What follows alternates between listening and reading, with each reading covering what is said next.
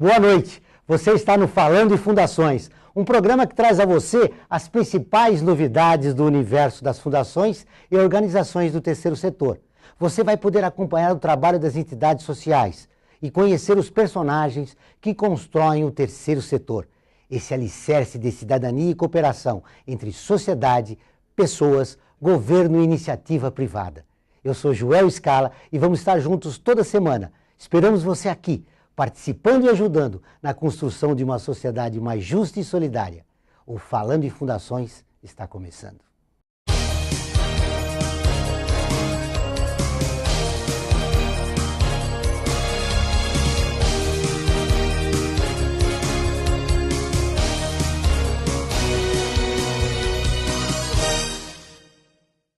E no programa de hoje vamos receber o Dr. Carlos Roberto Fones Mateucci. Ele é graduado em Direito na PUC de São Paulo, especialista em Direito Coletivo e Difuso pela mesma universidade. Ele é presidente do Tribunal de Ética da OAB São Paulo e também do Centro de Estudos da Sociedade de Advogados, o CESA, e sócio efetivo do Instituto dos Advogados de São Paulo. Carlos Roberto Mateucci, Fones Mateucci. Muito obrigado pela sua entrevista. Eu que agradeço a oportunidade a você e a seus telespectadores. Tem muito trabalho no Tribunal de Ética? Temos trabalho, é um trabalho que ele é grande pelas dimensões do Estado de São Paulo, é grande pelo volume de processos que estão sob os nossos cuidados.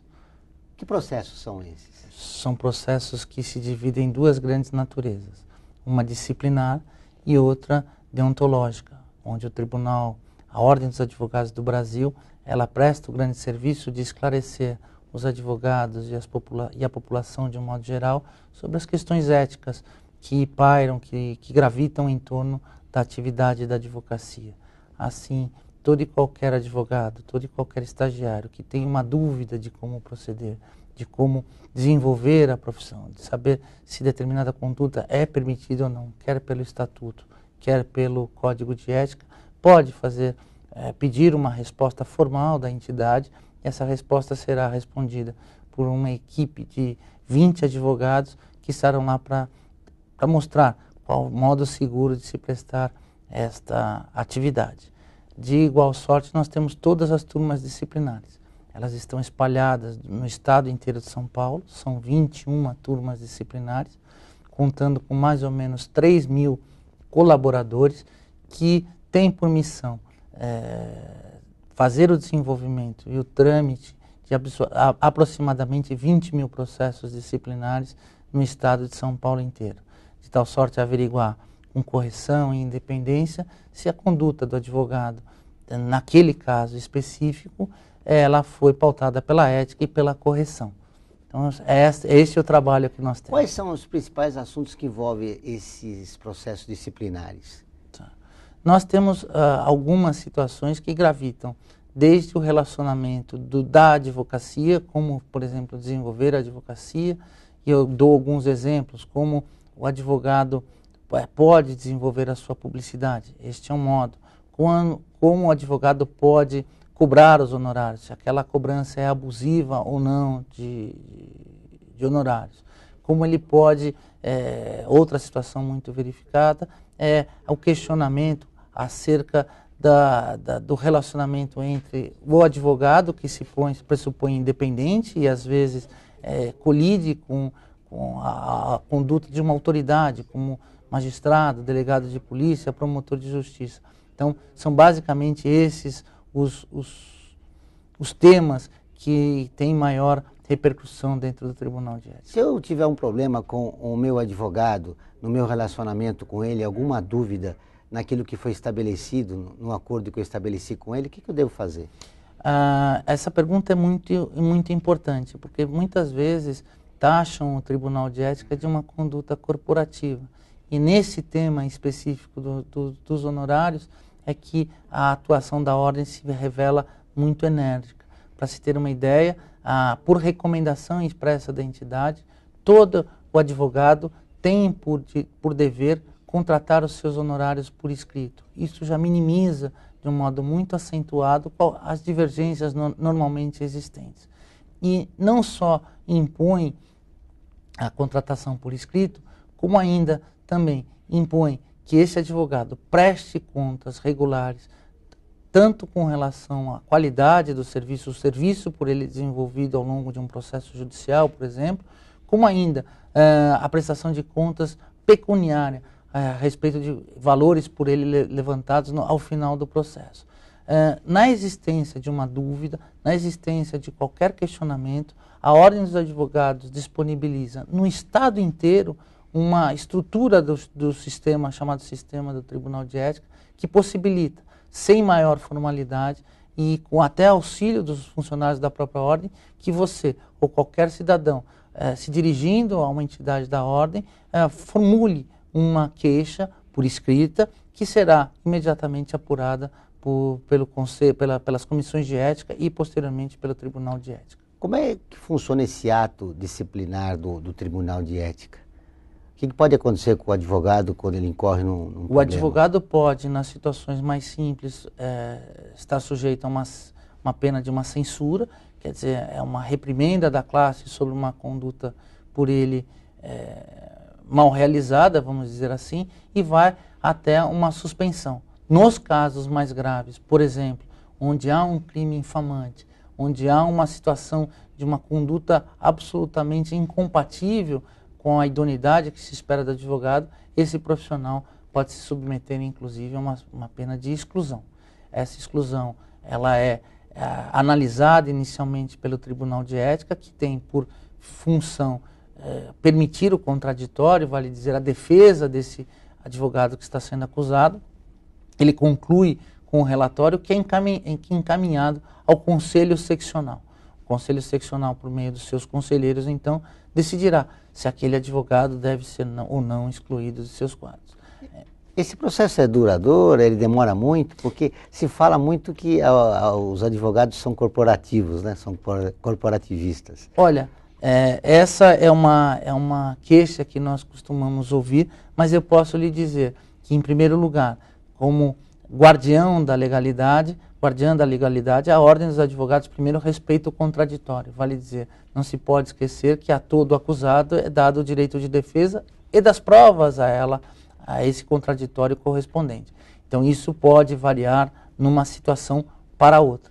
É importante que se diga também que há um número expressivo de pessoas, de profissionais que foram excluídos dos quadros da Ordem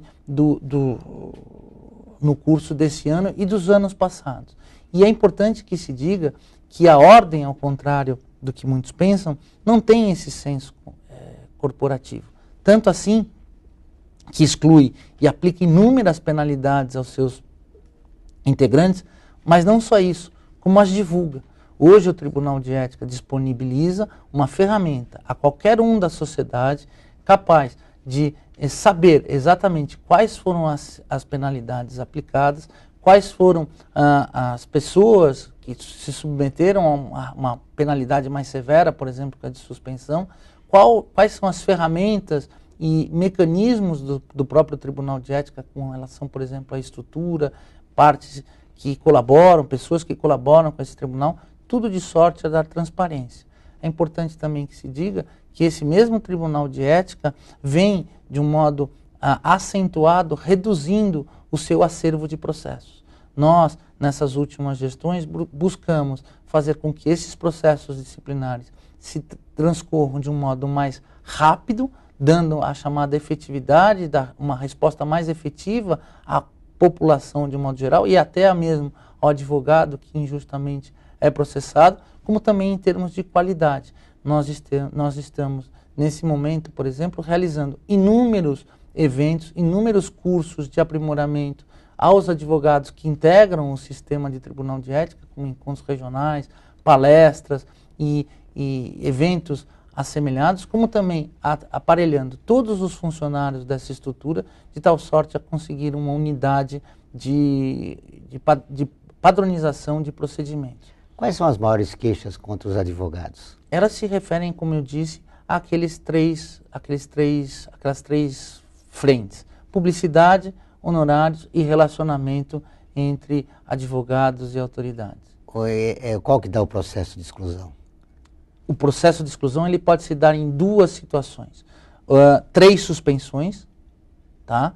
E quando o advogado é condenado por um crime infamante. Vale dizer, um crime que ataca diretamente a honorabilidade, a respeitabilidade que se espera de um advogado, daquele que atua com a justiça.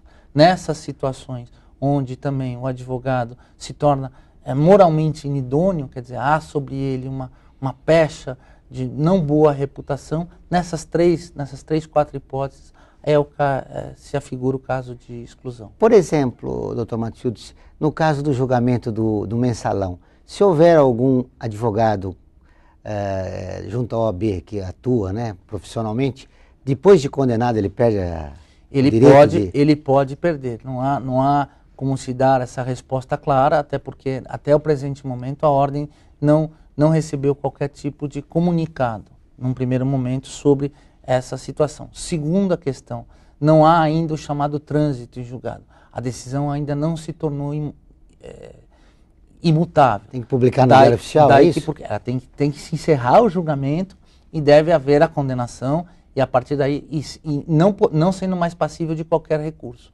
A partir daí, e caso a ordem venha a ser instada, se abrirá um processo de exclusão e se verificará se esse crime realmente é infamante ou não, a depender dos elementos da prova, e aí sim o advogado, porventura, envolvido nesse processo, poderá ser excluído da ordem, mediante decisão não do Tribunal de Ética, mas do Conselho Seccional.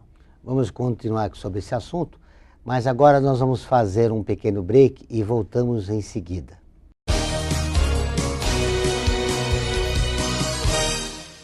Fundada em 1964, a Fundação Carlos Chagas foi a primeira a unificar as provas de vestibulares de medicina. Atualmente é especializada em concursos, incluindo os públicos. Entre suas funções estão desenvolver as questões das provas, produzi-las, diversificar a matriz por aluno, distribuir com segurança, aplicar a prova, corrigir e fornecer o resultado. Atende cerca de 1 milhão de candidatos por ano. Conheça detalhadamente o trabalho da Fundação acessando o site www.fcc.org.br.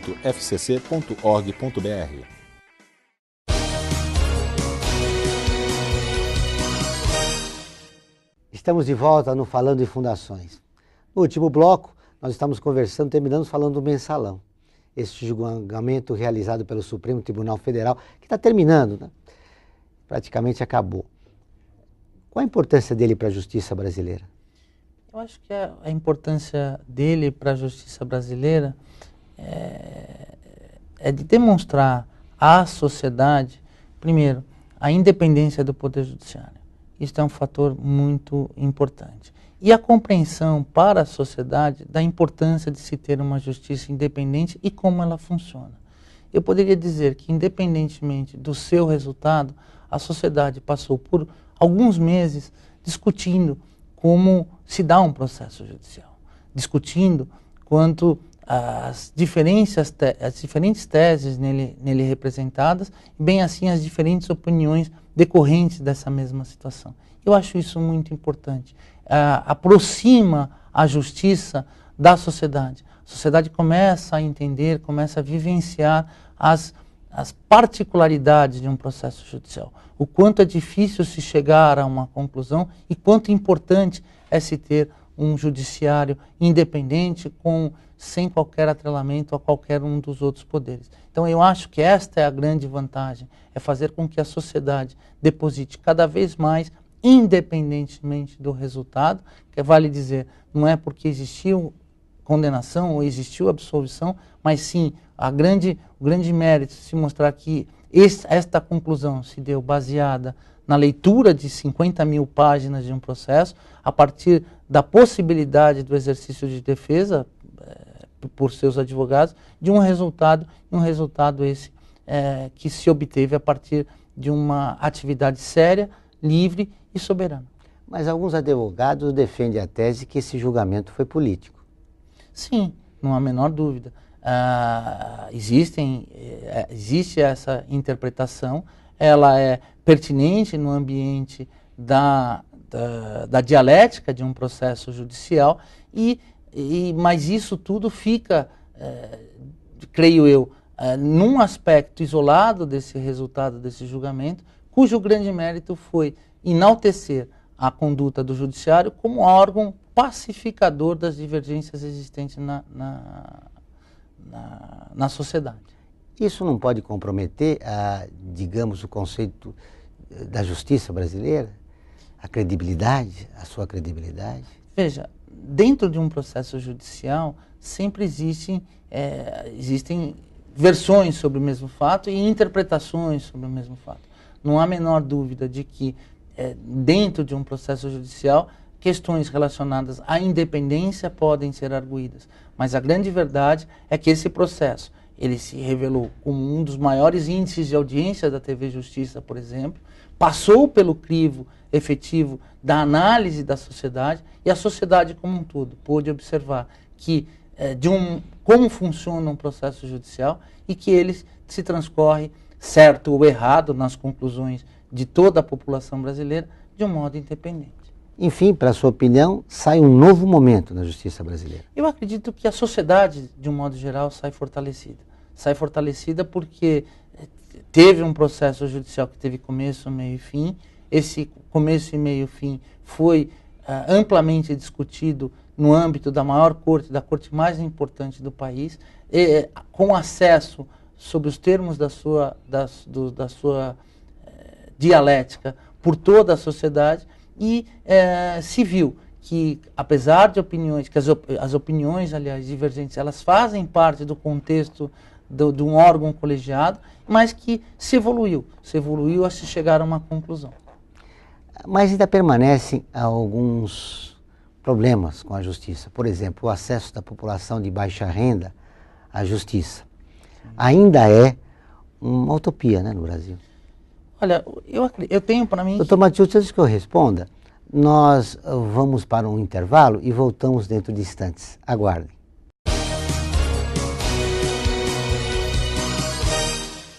Fundada em 1964, a Fundação Carlos Chagas foi a primeira a unificar as provas de vestibulares de medicina. Atualmente é especializada em concursos, incluindo os públicos. Entre suas funções estão desenvolver as questões das provas, produzi-las, diversificar a matriz por aluno, distribuir com segurança, aplicar a prova, corrigir e fornecer o resultado. Atende cerca de 1 milhão de candidatos por ano.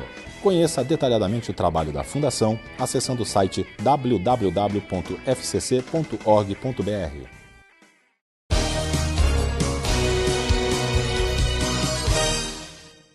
Estamos de volta no Falando de Fundações. No bloco anterior, eu falava do acesso da população de baixa renda à justiça. Ela ainda é uma utopia no nosso país. Eu acredito que evoluções foram presenciadas no sistema. Se nós compararmos a história recente do país, nós verificaremos que o acesso à justiça era muito distinto, muito difícil, e digo mais, com até alguns receios.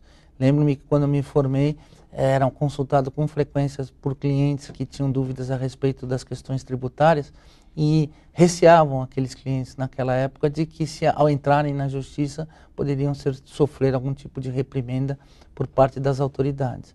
Essa questão não existe mais. Então, o acesso nesse sentido é mais amplo. As pessoas depositam uma confiança maior no Poder Judiciário, sabem que ele pode tratar de todo tipo de questão sem qualquer tipo de pressão também. De outro lado, a partir da Constituição de 88, foram criados mecanismos de facilitar o acesso à justiça. E para a população mais carente, de um modo geral, foram estabelecidos os chamados juizados especiais, que se pautavam, como se pautam, por uma informalidade maior, dispensando em algumas circunstâncias até mesmo a presença do advogado, a permitir, em determinadas situações muito específicas, é oportuno que se diga, que essa justiça se faça de um modo mais rápido e mais presente na vida da sociedade. Obviamente que, me perdoe, que ainda não vivemos uma situação ideal.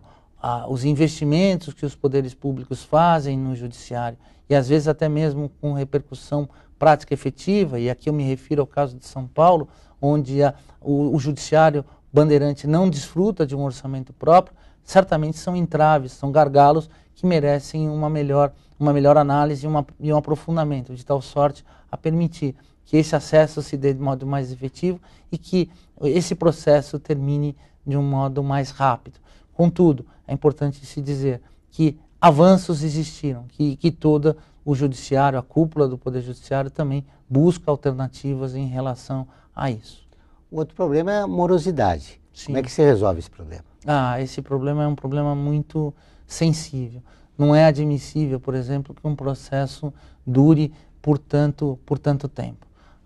A sociedade, de um modo geral, tem direito a uma rápida prestação de serviço jurisdicional, vale dizer, dentro das características de um processo judicial, nós precisamos trabalhar, sim, para que essa solução se dê de um modo rápido. É importante que se diga que o Poder Judiciário, ao menos aqui em São Paulo, tem buscado trabalhar nessa efetividade.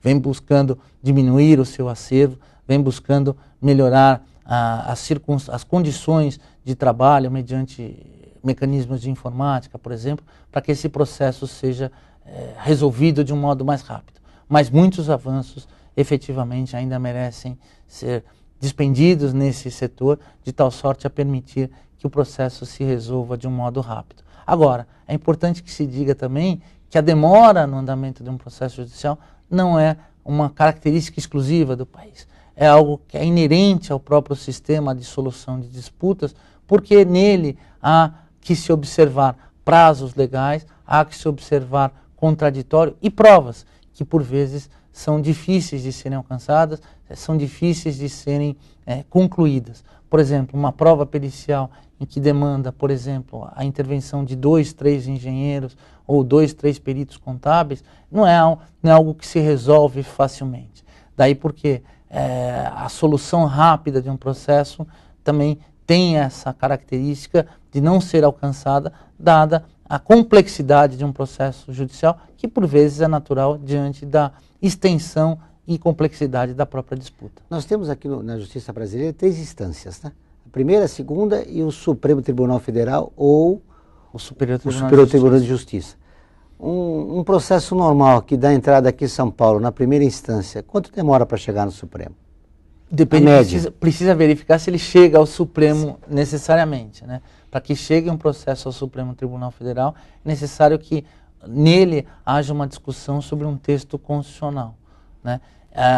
Para se ter essa questão, em algumas vezes são disputas de alta complexidade. Para responder a sua pergunta, nós precisamos saber em que estado esse processo foi ajuizado, porque há variantes de estado para estado, porque há estados onde os processos correm mais rápido e outros que não. Agora, para se chegar realmente ao Supremo Tribunal Federal, eu acredito que em menos de 4 anos esse processo não chegue. Um de baixa complexidade. Um de grande complexidade pode demorar por 6, 7, 8 anos. Por isso que a população fala que quem tem dinheiro não vai preso, não é condenado, porque consegue ter um advogado para acompanhar as várias instâncias, né?